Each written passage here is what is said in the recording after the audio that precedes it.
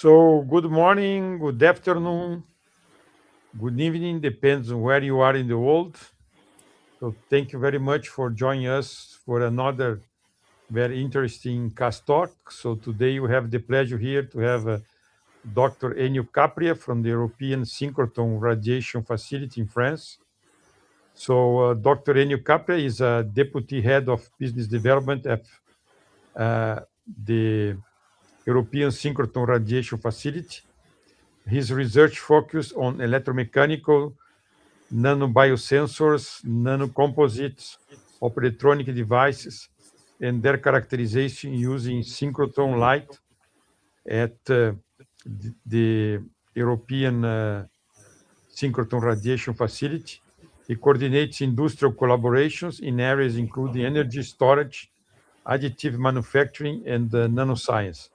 Since 2020, he has directed the platform of advanced characterization at NanoElec, and since 2021, he has contributed to the RadNext initiative, leading its industrial program and chairing the RadNext workshop. And he is also being an excellent speaker in Ceresa School. Uh, so thank you very much, Ennio, for joining, accept our invitation. And the floor is with you to start your talk. Thank you very much. Thank you very much for the invitation. I'm glad to be here. Yeah, today I'm going to give you some hints of the talk. I go to Ceresa. So as um, as was said very well before, I'm a DSRF engaged with the industrial program of DSRF. So the group where I belong to is the group in charge for all the activity that are involving industrial participation. And since a few years, we started this activity on irradiation. And this was an activity very much, I would say, pushed and instigated by industry because basically they realized that there could be an interest to use high intensity focused pulsed X-rays for emulating single event effects in electronic devices. So we started all a work of establishment of and validation of this new methodology. So basically, this is what I'm going to show you today.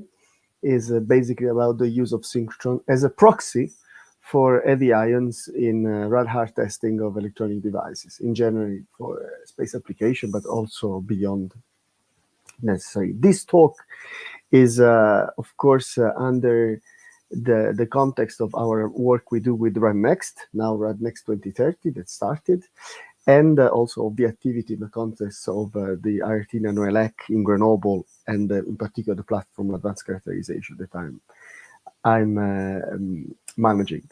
So let's go first. What DSRF? DSRF is the brightest synchrotron light source in the world. Our job is to make X-rays for all sorts of applications where X-rays are needed for observing the materials, for observing the behavior of the material in devices. And since recently, we also started a program on irradiation. DSRF was set as an international cooperation of more than 20 countries, and still is an international institution. So, and was the first third generation synchrotron in the world, and now is the first fourth generation light source in the world. And this is exactly why this international organization was set, was very much to push the innovation and the scientific edge at the limit in the light sources technologies. So why we are doing what we do? Why we started this business, and is because as you know, the main trends in aerospace is this: there is a huge increasing of the demands because more and more components are demanded, more and more testing are needed, in particular because of the use of COTS. So since when we started to privilege the performance, and we want to have the most up-to-date components down in the market, and also to save in terms of budget, the use of COTS components on the shelf has become basically more used, and so this is increasing also the need for testing. So not only more application space as a commodity, but also the desire of using this kind of components that are inherently a bit less secure, so need to be qualified. And then the third key for us being in the business is the fact that more and more we continue, the more the complexity of the components is increasing. So this appearance of innovating packaging in electronic is introducing new problematic that need to be addressed. And also, of course, cost reduction as usual. So if we think about the presence of heavy ions that are arriving from space, we can really see that there's a lot of heavy ion at high energy that are in the cocktail and a part of the cosmic radiation, the so-called the one that are above 1 GeV per nucleon. And of course, though these ions affect many space applications, in some cases a certain amount of those can reach ground application. But this is I would say that the discussion today is more focused on space, even if some effects can theoretically be considered at ground application and also in aeronautic components. So what has been done so far in all the analysis, and has been always referred to equivalent LETs, because of course having some accelerator that can reach this very high energy of the heavy ions is not very easy. They're not very much available, even if a couple of exceptions exist in the world. So in order to enable our research, the community decided very simply to emulate these very high energy heavy ions with lower energy heavy ions with the same equivalent LET. As you can see, that it's always possible to find an heavy ion with the same LET but lower energy. And as soon as your component, in a way, your active area can be reached by this low energy heavy ion, we consider that the behavior of the two is more or less equivalent. And in any way, this is the way that we use today to qualify components. But so if we think about heavy ions today, that's the trend. Although speaking with my colleagues that are involved in this testing, I see that there is the need of something that goes beyond that. In particular, on the sense of the capacity, that's for sure the main argument. We want more heavy ions, but also in terms of energy, because as I told you before, low energy heavy ions at equivalent LET can very well do the job, but if you start to have the question of the packaging, then if you could have higher energy, you could have simplified sample preparation. Or if you have complex packaging, higher energy can be very useful. And then there is a fourth request that appeared recently: the possibility to have focus beam, or in a way a beam that can go and hit exactly a certain area in the circuit in order to map the sensitivity of the circuit. So basically, three main requests. We want more, we want at higher energy, we want with a better spatial resolution. That's the idea. Now, if we think about the high energy, this image should be very much, I can say, self-explanatory. Here we design a memory, inherently a multi-stack circuit with high complexity. And as you can see, in a memory, if you have low and standard energy heavy ion, you could never cross through all the circuit and basically test the sensitivity of each layer of this multi-stack. While if you go with the higher energy heavy ions at equivalent LET, so above 50 MeV per nucleon, then you can have more than 1 millimeter range in silicon and go through all of this. So when we talk about AI energy, this is what we're talking about. Of course, you can consider the same if you have a very complex package and you don't have to decapsulate. The fact of being capable to cross a larger layer of material is very interesting. And here you can see we have this a bit of collection of high of all the properties and the performance of the different ions LET by range in Europe. And as you can see, the area, I don't know if you can see my pointer, but the area above is completely missing today. And this is the area where we have the higher range with the interesting LET. So now the question that the community started to ask in 2019, when we more or less started this job, 2021, because we had a shutdown in the middle, is can focused X-ray pulses be helpful in this, and in a way also complement laser testing when the circuit become too complex, because laser is another proxy. So let's see this if we can answer to this question in the next slide. So first of all, can photons be a proxy of heavy ion?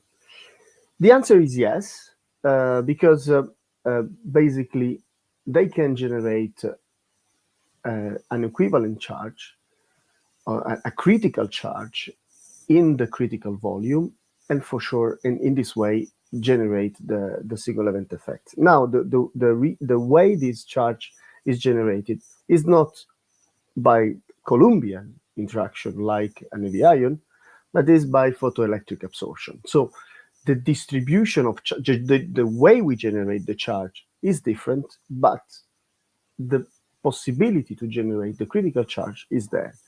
And this is because you have a photon energy that is basically you have photoionization. You can see very easily here the formula and with the ionization energy. So basically, if you can tune properly your photon in order to match the energy that is the LET equivalent in an ion, you can actually obtain what you are looking for. So photons can be definitely a proxy for heavy ions. We know that since a very long time, and if you're a bit in this field, you know that focused laser can be an alternative to heavy ions, not for qualification, but of course for R&D, that can be generalized. Now, one of the issues that we have with laser, of course, that even if laser can are very much available, can have the possibility to be focused, do not possess this high energy characteristic. So when you're working with laser, you only have to work face up or do some quite complex sample preparation. So it's very good because you have the instrument is much more available than an accelerator. Is good because you have a focus beam, so for the debugging is much easier, but you cannot get high energy. So it's here that the idea of X-rays came. X-rays basically can give you all the advantage that laser gave you, but with the possibility to have higher energy. So basically, bridging from heavy ion through laser to X-rays. Today, X-rays are pulsed X-rays, focused pulsed X-rays, are available in synchrotrons, light sources are really the source, the probe that can allow to fill all the desires of the community of SE in space, because can give accessibility to more capacity, can give focus beam, and also can give the possibility to go through metallization, through packaging.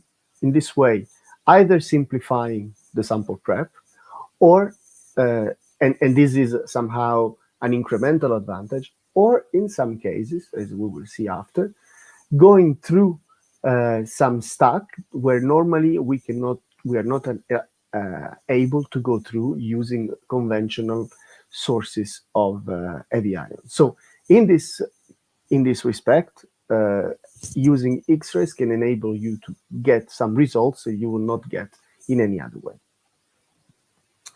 So if you're with me thinking that X-rays can be a proxy for heavy ions, now your next question will be probably about which characteristics should have to be. So let's start to compare the action of an heavy ion, and the action of the X-rays, and how we should act with this.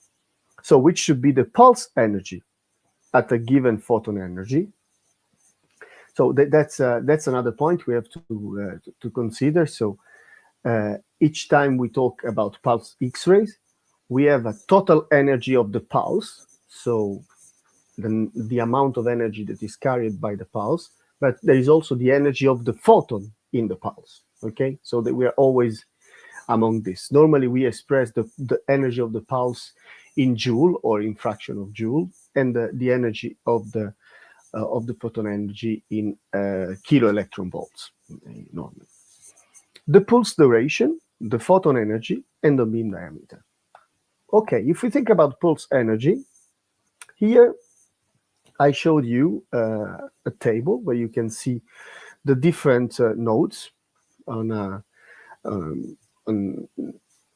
usual, the most common CMOS technology, with basically the critical charge, the critical volume, and basically the critical charge and the critical volume. And the idea would be that to ask ourselves, our photon of X-rays can generate the critical charge, can deposit the critical charge in the volume, in the unit, in the critical volume inside the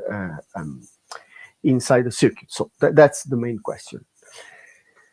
Now, here I made just a few calculations. I'm not going into the details, but I took two typical ions, one at low energy, one at high energy, with different LEDs, and I asked myself which is the energy that I can generate with those ions, and I asked myself how much of this ionization energy I can generate with my X-rays. If this is working fine, if I can have the same energy, then I'm probably doing the right thing. And this is actually the results of my calculation.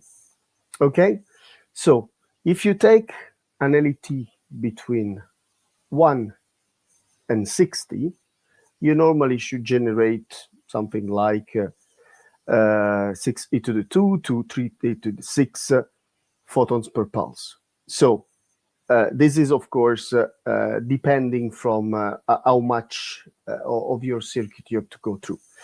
And if you would see basically here, the level of energies, okay, of our photons, the attenuation length, and etc., you can see more or less that you will need for an LET of 60 and a photon energy of 100 keV, this number of photons in order to get an LET of 60. So this is more or less the higher, if you want, the higher end of my table. Why? Because I can tell you that when I have an energy of 100 keV, I can go through whatever circuit is today in commerce. To be honest, from a series of calculation I made using the most common outline of normal devices around in this day, even with ceramic packaging and etc. 30 kV is probably enough to cross any kind of device you have. But of course, since the absorption of a photon is going with Lambert-Beer, so you have basically each layer that absorb a certain amount.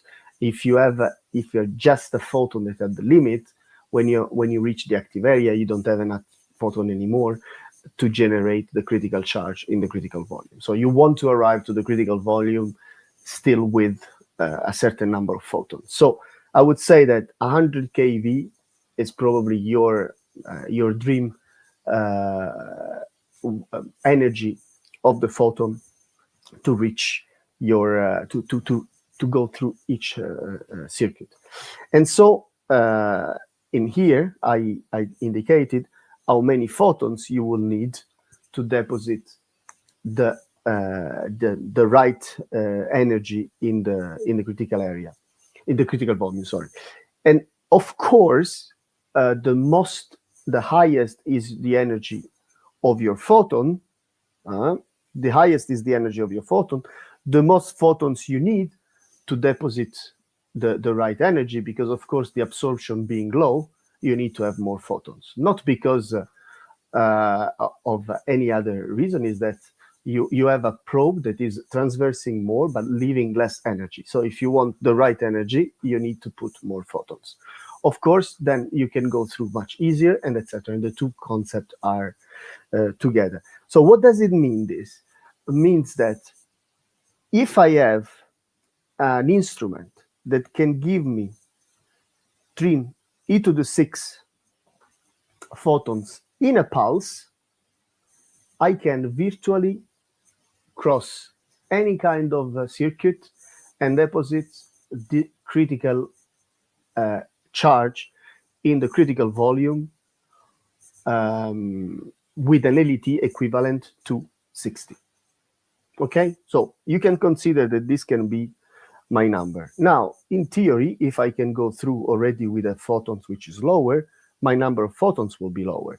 And of course, if I need a lower LET, the number of photons will be lower as well. Okay, because normally what you are going to do is that you have to consider that the number of photons per pulse is the equivalent of your LET, and the energy of the photon is equivalent to the energy of your heavy ion. So the highest the energy of the photon, the most you go through, but the highest is the energy of the pulse, the most charge you're depositing, right? So here I show you the characteristic of the instrument that we have at the SRF. This is the first instrument we put in place to test this methodology.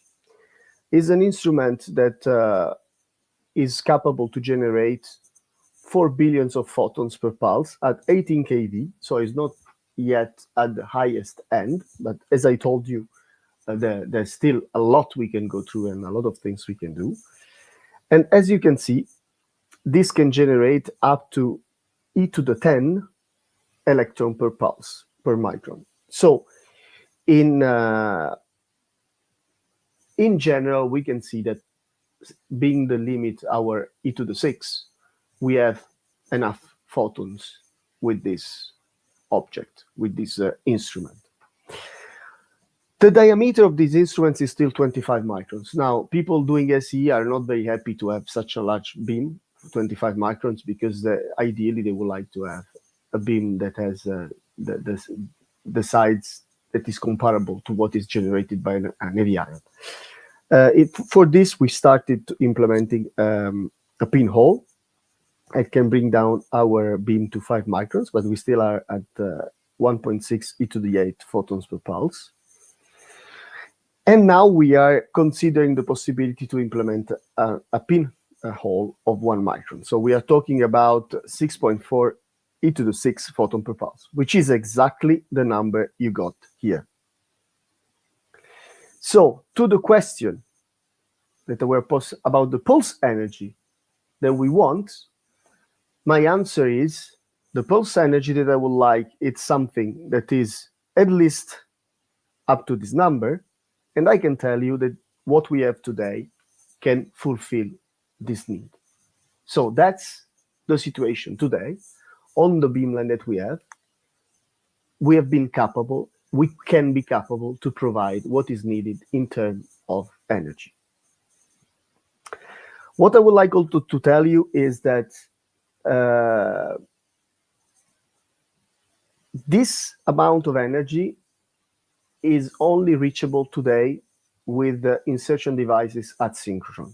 There's a lot of questions about can we do that with inverse Compton sources or with some bending magnets at Synchrotron. Today, this is not possible yet. If we want to have the ideal case, of course, if you want to emulate low LED on circuit where we have the face up and maybe you open the circuit, there's some stuff that you can also do at other facility. But if you want to have the instrument that can do everything so that no circuit would resist it, then you need to go to a synchrotron even today. So this is one of the first conclusions that we got out of our discussion. And where you go to a synchrotron depends. Depends because the energy of a synchrotron is directly related with the energy of the storage ring. And normally, basically you have more or less the low energy spectrum that is equal for everyone. And then at some point you have a frequency cut, a fluence cut that is related with the energy of your storage ring. As you can see, if we want to have photons up to 100 keV, probably we have to go on synchrotron with energy around 6 GeV or higher, which is actually the energy of the SRF. The SRF storage ring is at 6 GeV. But if you accept to have lower energy, again, because maybe you have a circuit that is thin or face up or etc., then you can also do some work in lower energy. If you want to know my personal opinion, is that you have to go to a 6 GeV facility giving you at least 30 kV, if not more, if you want to be sure that you can do whatever circuit you want. But if you want to try the methodology on some circuit that you already have characterized with heavy ions or with laser, just to have a feeling of how does it work, maybe you can also go on lower energy synchrotron, or you can go on some facilities where you have inverse Compton or things like this. That's more. But of course, if you want to think this about a work, a tool for your work, it's pointless to go for those low energy features, because at the end will not be that better than a laser or that better than an heavy ion, a low energy heavy ion. So I would say that this can be good for doing a nice publication, can be good maybe if you have a collaboration with someone that have an instrument close to you, but it's not something that is not your savior. It's not the methodology that changed the change really the game. If you want to change the game today, is to go to a higher energy synchrotron and go for a high energy beamline.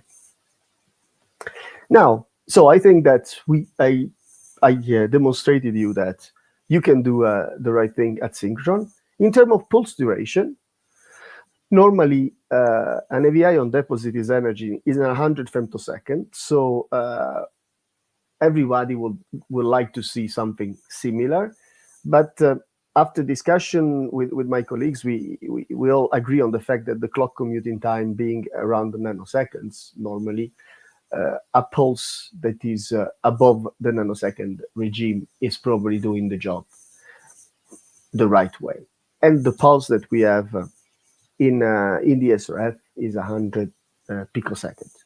Nonetheless, I'm going to tell you that in September, I'm going to make some measurement on a facility where we can have the 100 femtosecond X-ray pulses. So we're going to see if there is a difference between what we get at the SRF and what we can get there, and maybe there will be a publication. So wait for this. We'll see if what I'm telling today is right, or maybe can be challenged by measurement.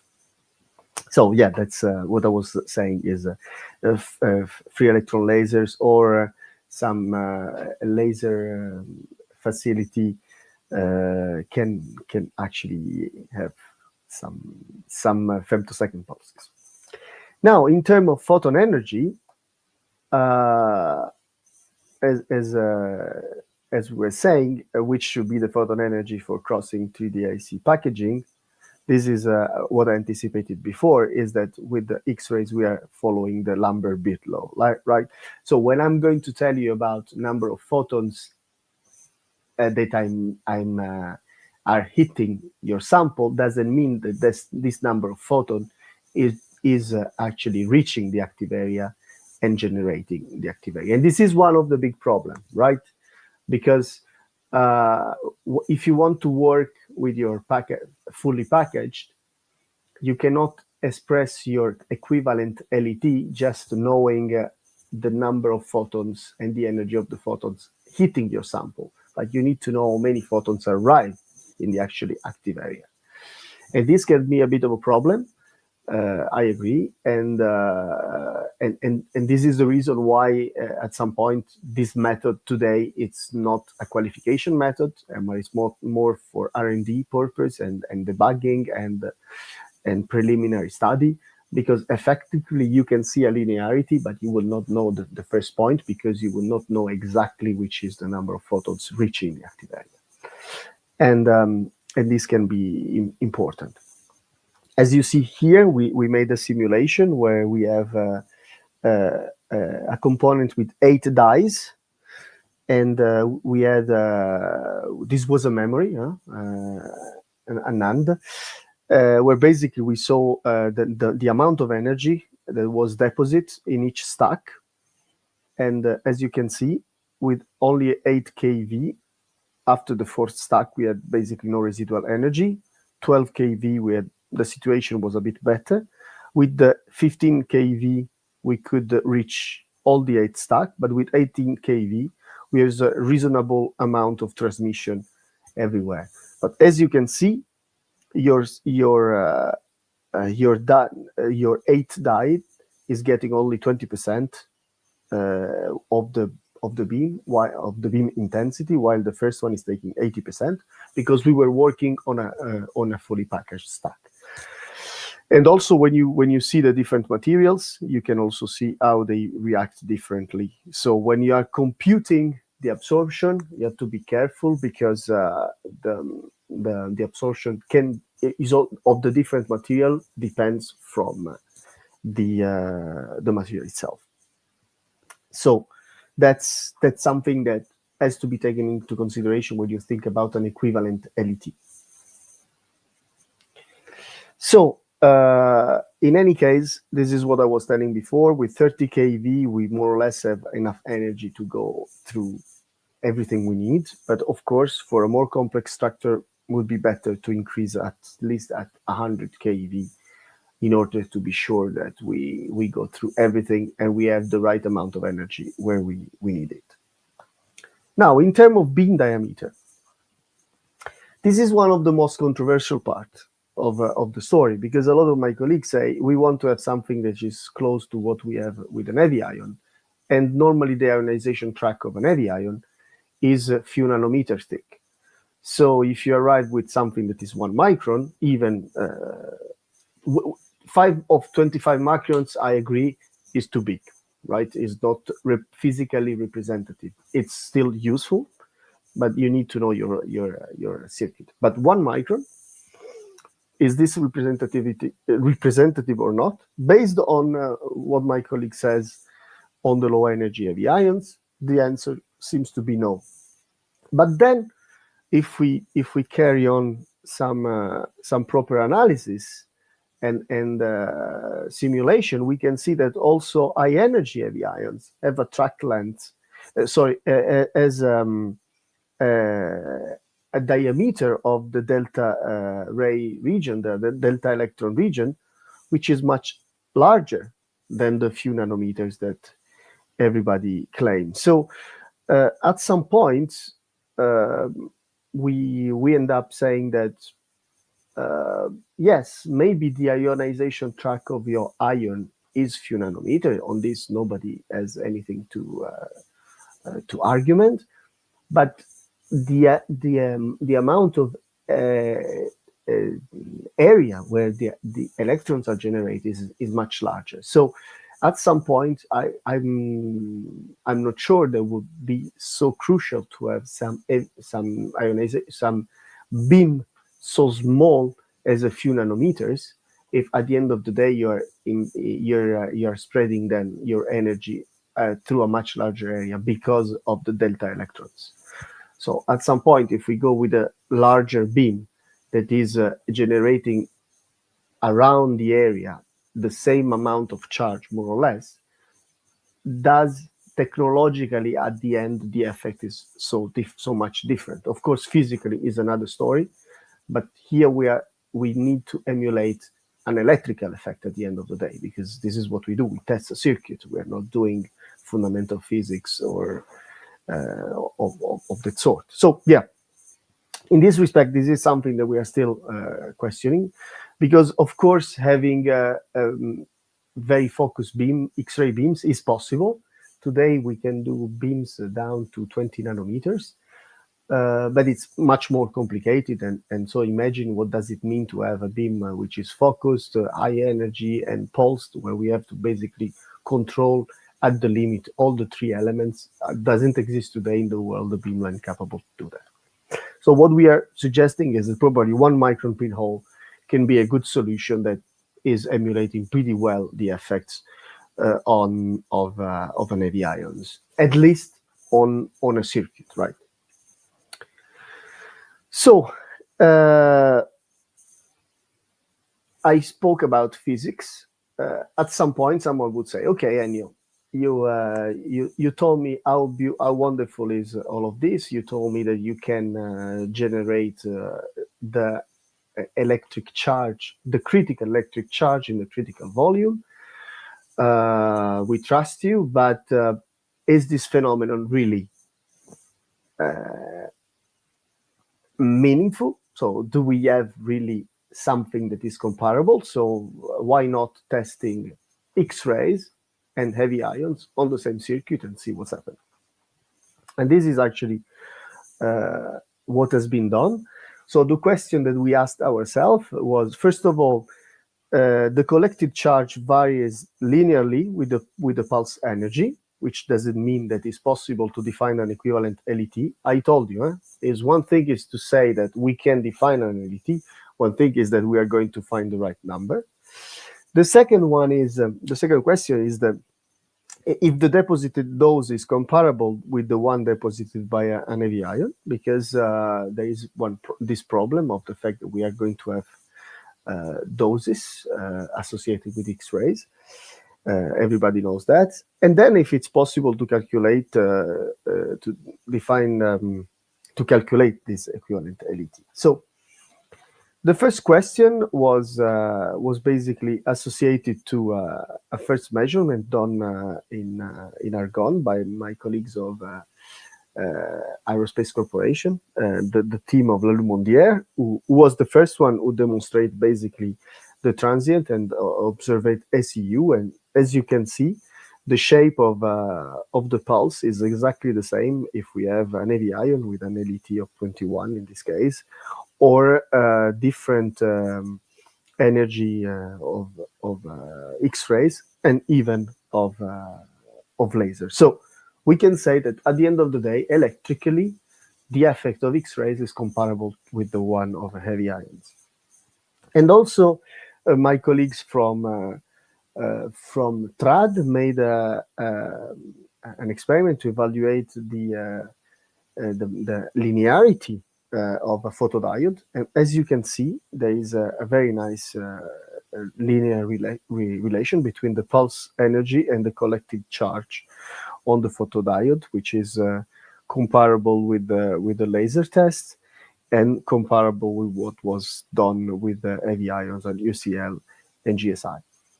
So that's another proof that we have electrically a certain affinity, and so with respect to the dose, we calculate the dose more or less, and we can see that the dose is quite high, but it is not compromising circuits which are supposed to be dose resistant. So whatever circuit going in space probably should have the right characteristic for the dose. And actually, this was a study that was made by ST Microelectronics and Nucleitude, where they compared the dose measured with using our system, what they got with the Cobalt 60, and they actually a good relationship. So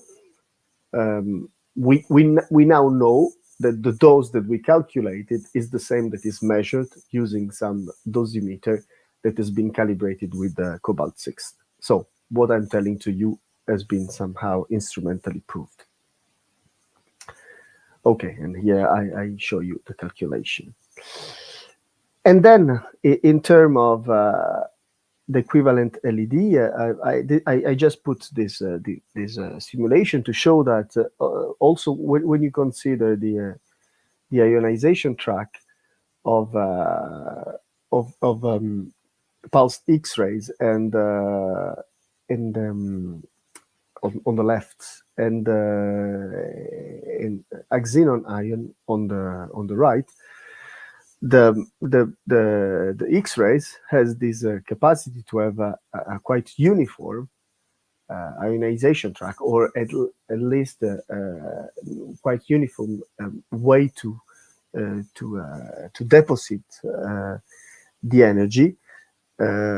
While in heavy ion, you can have this problem that at some point you have this Bragg peak. So it's kind of interesting if the energy of the photon is large enough that you lose not a lot of energy in let's say that across, let's say the silicon thickness with a photon with energy high enough, your deposition of energy is more or less continuous, and this can be quite a nice advantage because you will never have the problem of the Bragg peak. On the other side, of course, if you are transferring, you are going through a lot of material, you can have an absorption that can complicate the thing. But let's say that if you know how to manage the absorption, that's a further advantage that you can have. So yeah, that's definitely the thing. Now, which is the state of the art? The state of the art is that SE in silicon or in different system, more or less complicated, and this has been measured. I'm going to let you have a list of the main publication. In silicon germanium, on argon, HEMT, on gallium on gas transistor, and also on some power devices on SiC and GaN. Some tests has been done. So we are not really at the beginning, but a lot more needs to be done in order to have these methods very much approved and validated. Here you can see the state of the art. And here I just want to show you since I anticipated before to you this I can go back to my previous slide where I was showing you. Let me check if I find. Yeah, here you remember I made you the simulation of how much energy is reaching, how many photons are reaching each one of the different dyes. So how much charge I'm generating. Here I'm going to show you the experiment. This has been published last year at the SREF in conference. So you can see basically this is the transmission, and here is the error rate that we get. So as you can see, the error rate is following with a good approximation the energy deposition. And also you can see how the error rate depend from the intensity of the beam. So there is a linearity with the pulse. I think this experiment has been done with 18 keV with a different pulse energy. Okay, and as you can see, there is a certain linearity. So that's quite an interesting behavior. To be honest, the fact of having this kind of trend, which is quite repeated, can be maybe related with some characteristic of the circuit, but it's interesting to see how this is also that the trend is repeated. So there is a real linearity for each different die. Okay, but more or less all the trends are respected. And then one other point I want to tell you is that I spoke a lot about correlation between pulse energy and LET, but you can imagine to use X-rays just and basically to do fault injection, because one thing that we for sure demonstrate is that we can reach the active area, we can reach the critical volume, and we can deposit the critical charge. So we can induce some SEs, we can also induce some other kind of errors, but for sure SEs.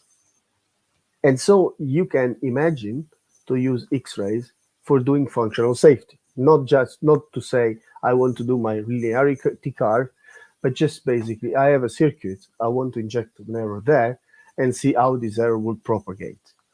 For this, and this you don't need to decapsulate your circuit, and that could be quite advantageous. And also bonus, this is something that we have not done yet, at least not published. But normally synchrotrons are used to look into things. And one of the most application is tomography, X-ray tomography. You probably have been in the hospitals at some point because you broke something, or just to the dentist. You know that X-rays are made for imaging. And if you have a 3D reconstruction, you can have 3D volume made out of X-rays. And so what you can imagine is that you come to a synchrotron, you do your irradiation testing, and at some point you have a burnout of your sample, and you have a destructive failure. You can go to the beamline on the side, or if not on the same beamline, and identify where is the failure, how big, from where the failure appeared, and etc. So you can do your failure analysis in the same place where you have done your irradiation. So that's something that the community can think about this, and will for sure arrive in the future. And now just give me my last few minutes I have to show you the instrument where we do these experiments a bit more in detail. So basically we have our synchrotron that generates X-ray already in pulses, okay? So we don't generate the pulse on the beamline. The X-ray arrived with a pulse, and then we go through all a set of optical elements, but in particular, we go through a chopper that start chopping our beam, selecting some of the pulses, and then being capable to select a single pulse. But in theory, on our beamline, in certain modes, we could also generate nanosecond pulses, millisecond pulses, and microsecond pulses. Of course, not with all the distribution, but it's possible to have at least 265 nanosecond, 80 microsecond, and 1.5 millisecond. So if you have in mind some experiment where you want also to check at least the effect of the order of magnitude of your time resolution, this is also possible, okay? Not varying continuously the duration of the pulse, but at least having some pulses at different time a different order of magnitude. And normally we use an high-speed chopper in order to do that sequence. As you can see, we can have a pink mode that we call where we have a slightly worse energy resolution, just 1.5% of your bandwidth, or we can have a much better energy resolution at two digit, but we lose a bit in terms of photons. We go from 10 to the 9 to 10 to the 6. And of course, So and another point is about which energy we can have. We can have different energy, discrete, 18 kV or 21 kV, or even something around 28 kV, which is smaller. But since the beam is since the attenuation is lower, that could be much better. And I think I will stop here because my time is gone with saying thank you to all my collaborators, and I think thanks to all of you for listening. I hope that this tool can be interesting for you and useful for your future. Our instrument is open to industry and academia for people who would like to try that. And we are also now opening our instrument in RadNext, so you can apply to RadNext and get some beam time at the SRF. And thank you very much. So thank you, Ennio, for your very nice talk. And I'm waiting here for questions in the chat channel. So if any one of our attendees wants to do a question, we should do now. So I have one. So you talk about how deep the X-ray can, about 8 layers, 8 tiers, no? Or 8, Yeah. no.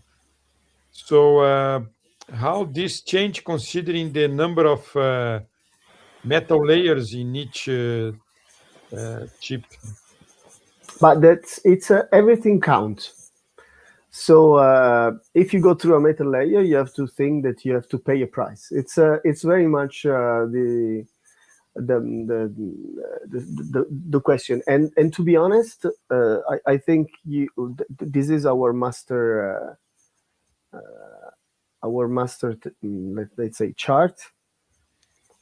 You see, if you have silicon, basically the attenuation is lower, and so here is the attenuation length. So it's you need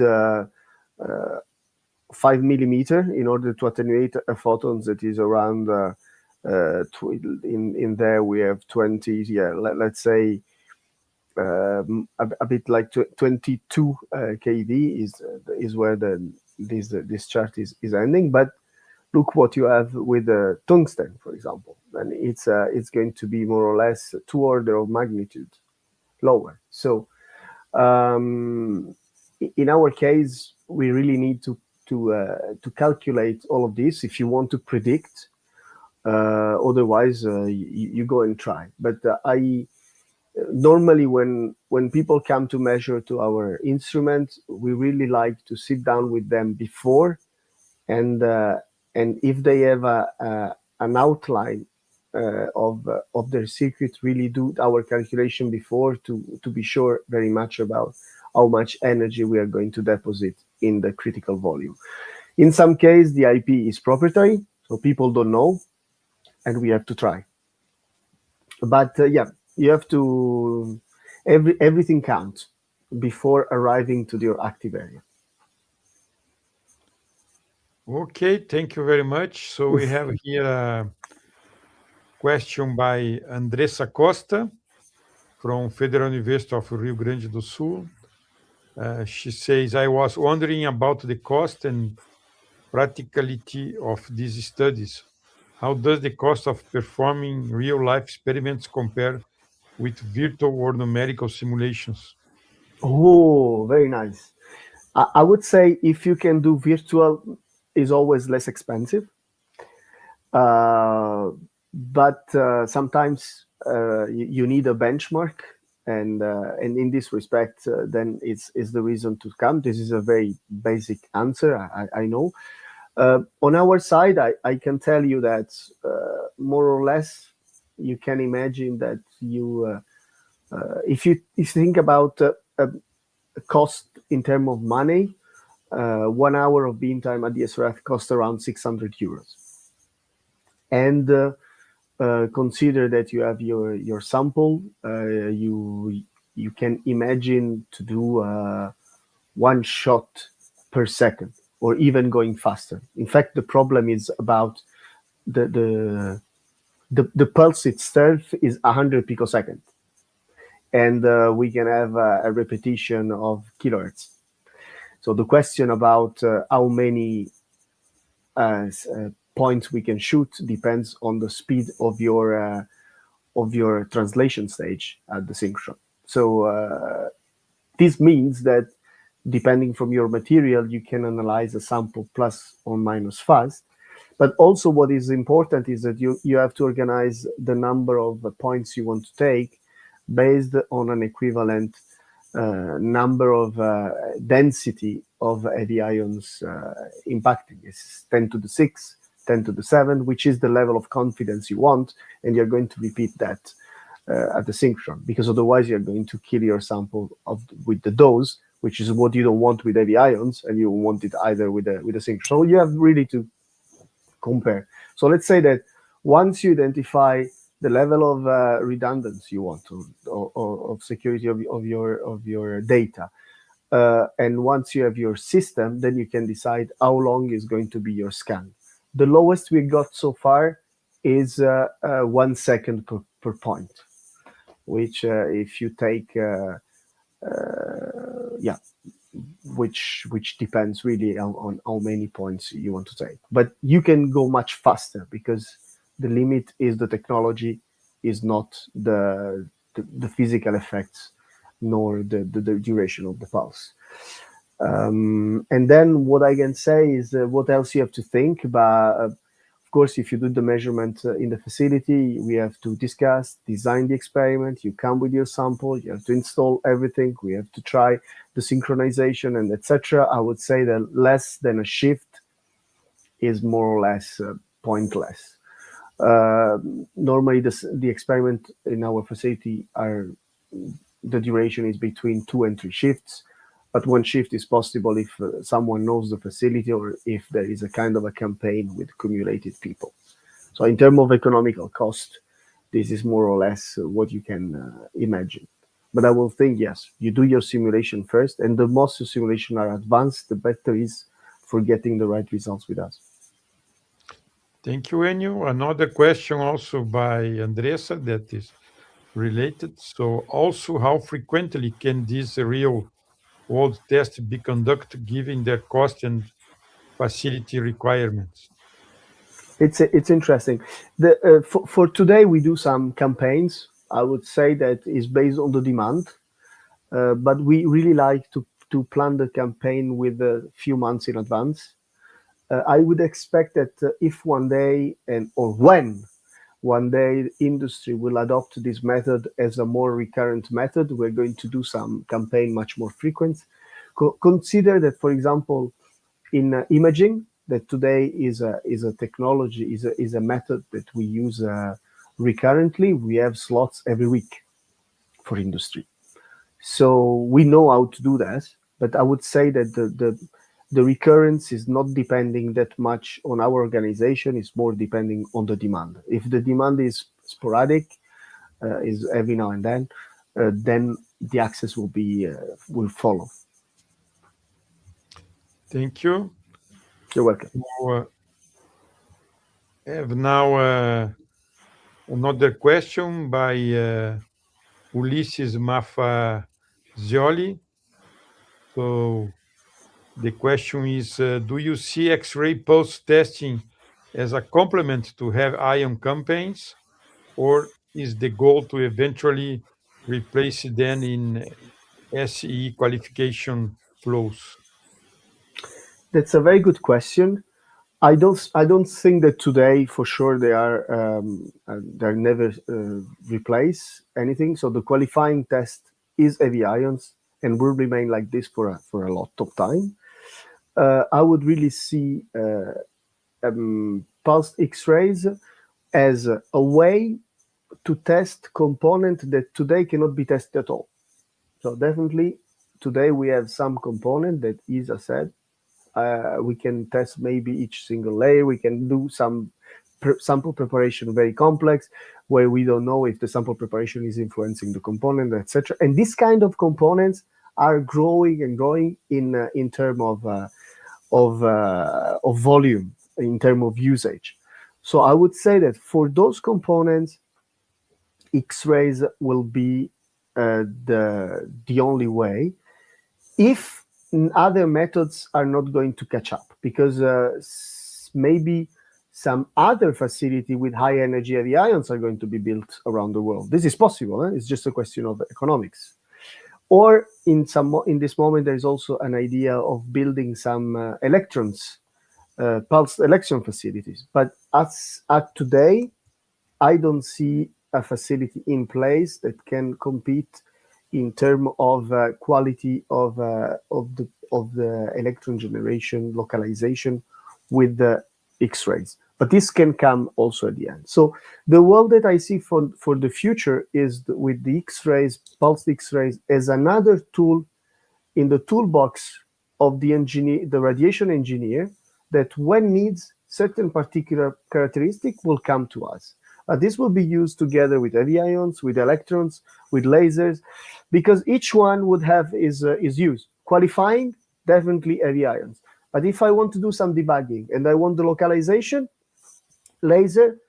But if I have a components where the package is sensitive, I don't know how to open it, X-rays or electrons, or if I need something which is very extremely localized, then X-rays are the best. So I would say, or I have my friend which has is running an electron facility. I go to the electron. I have the synchrotron nearby. I go to the synchrotron. There's also this factor of proximity, which is in change. So I really feel that the future will be diverse, and we are going to be one of the players.